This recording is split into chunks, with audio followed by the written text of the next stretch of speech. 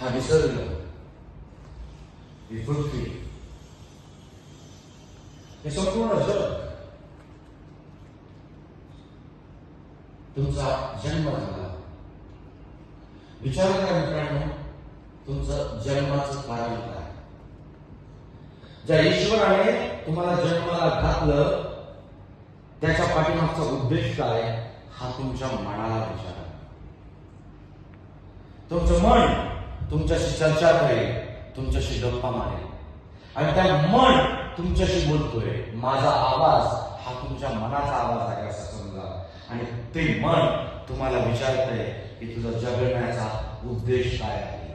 आणि तुम्ही त्या मनाबरोबर बोलत लागता की होय माझा जगण्याचा उद्देश काय आहे, तुम्ही तुला आज सांगणार आहे. माझा जन्म झालाय यासाठी मी संपूर्ण सृष्टीचे आभार व्यक्त करतो. त्याचबरोबर मी माझ्या जन्मदात्या माता पित्यांचेही आभार व्यक्त करतो. त्यांनी मला घडवलं, माझ्या गुरूंचे, माझ्या शिक्षकांचे, ज्यांनी ज्यांनी मला घडवलं त्यांचे मी आभार व्यक्त करतो. माझा जन्म झालाय समाजासाठी, माझा जन्म झालाय माझ्या गावासाठी, माझा जन्म झालाय माझ्या तालुक्यासाठी, माझा जन्म झालाय जिंकण्यासाठी, माझा जन्म झालाय वक्ता बनण्यासाठी. कारण कोण आहे तू? मी वक्ता आहे. कारण कोण आहे तू? मी वक्ता आहे.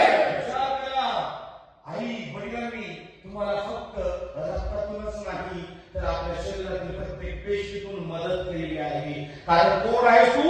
मी वक्ता आहे.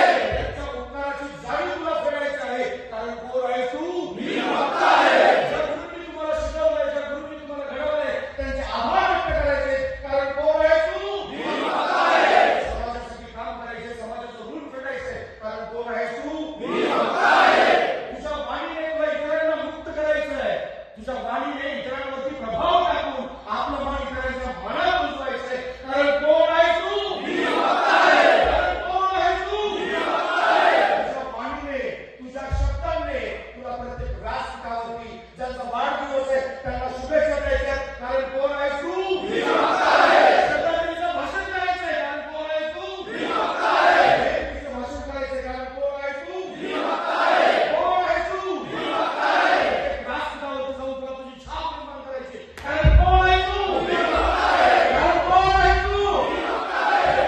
तू वक्ता आहेस. तू जगातील नव्हे, त्याला ब्रह्मांडातील नंबर एकचा वक्ता आहेस हा विश्वास ठेव. कारण तुझ्यामध्ये ईश्वरीय अंश आहे, तुझ्यामध्ये शक्ती आहे, तुझ्यामध्ये जोपर्यंत जीव आहे तोपर्यंत कोण आहे तू?